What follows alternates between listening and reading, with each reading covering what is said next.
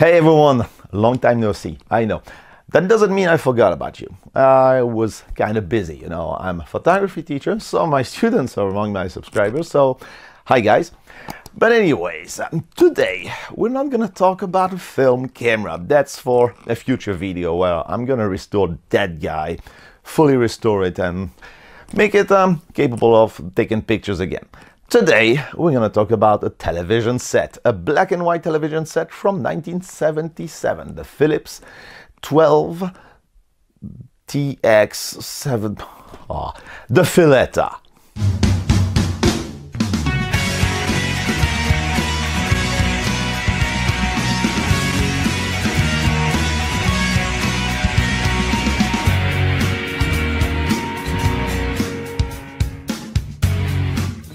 This television set is a black and white model, 12 inches, 31 centimeters screen from 1977, and that's the nomenclature because, you know, Philips, why do they always come up with stuff like this as model numbers?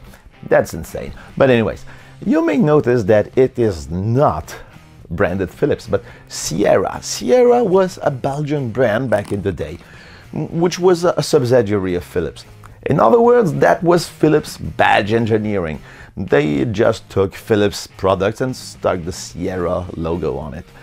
I was looking on the internet and I found out that this brand still exists in Morocco and they still sell television sets and fridges and washing machines, which is pretty cool. I think it would be even better if they were selling them in Belgium. But anyways, this is a black and white television set.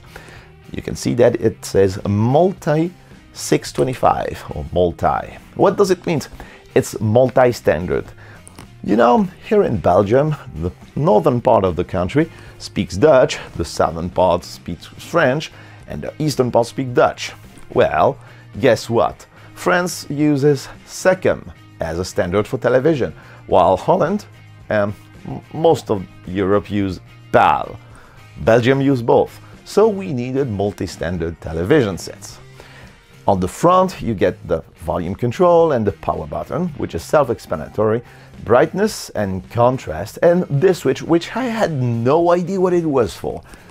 But the logo, besides the switch, looks like headphones, and it doesn't cut off the sound. I mean, it's probably a switching for the standard, because this switch only exists in multi-standard model. On normal models you have a quarter-inch jack for headphones, so I guess they put the switch over there, removing the multi-standard switch.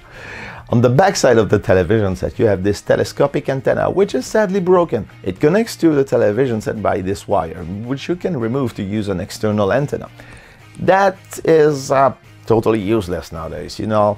They switched back to digital television here in Belgium back in 2008, so we cannot receive any analog television. So unless you send a signal from a VCR or a set-top box, that's basically useless. This potentiometer is the vertical hold. It helps you not to get an image that is jumping around all over the place. And on the left you get this barrel connector for a 12-volt DC power supply. This is a portable television. You get this carrying handle on the top, although it's not lightweight. I mean, you can carry it along, but it's kind of heavy, just like old televisions used to be.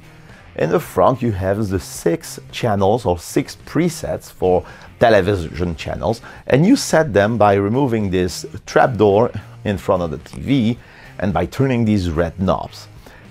Image quality is not bad. I mean, this television was used by my grandfather for a while, but only when he went on vacation, so this is a very low house set. The CRT still has plenty of life left. I mean, you can pump up the brightness and the contrast. The tube is bright, and the image quality ain't that bad for a television that is almost 50 years old.